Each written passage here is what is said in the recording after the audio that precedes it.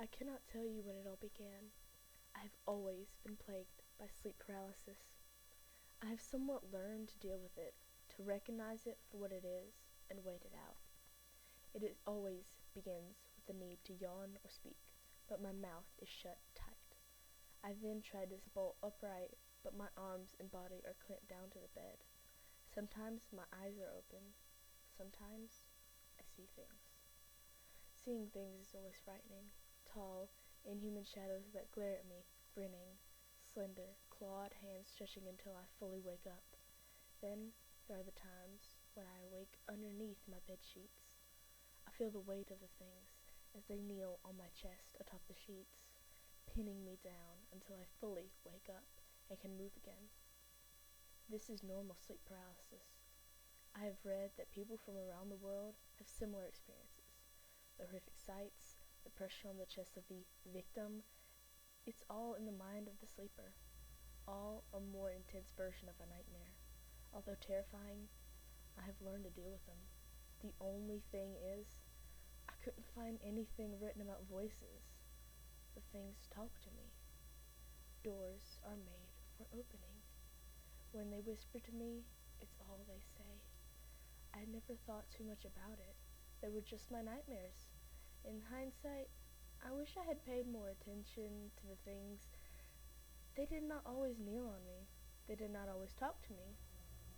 But they did not always open my wardrobes and cupboards either. The first few times that I awoke normally to find my wardrobes and cupboards open, I assumed I'd left them that way when I went to bed. The past 4 days, however, I've hardly slept. Fighting insomnia the first night, I lay in the semi-darkness. That night, the wardrobe door swung violently in front of me, and I remained frozen in fear until the sun came up. The second night, I had tried and failed to sleep downstairs. Lying there, I heard the wardrobe doors fly open once more above me. I had flicked the lights on and stood in my living room. Images of ghosts, or draughts, or poltergeist, or minor earthquakes wrestled for my attention. You must realize, over the years, I have learned to separate my sleep paralysis episodes and understand them to be nightmares and nothing more. You mustn't judge me, but as I stood there in my living room, awake, I understood more than I ever wished to. The doors are made for opening, the harsh whisper so close to me. It was only when I reached my hotel room later that night after running from the house that I discovered it. I had no idea when it was drawn, just a few lines, unmistakably a door, marked in charcoal on my chest. I tried to wash it off, but the stain remained, and it's still there.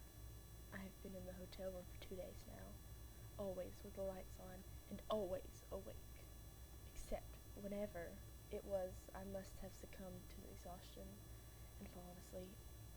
I'm awake now, but this whole ordeal is going to be over soon. How do I know?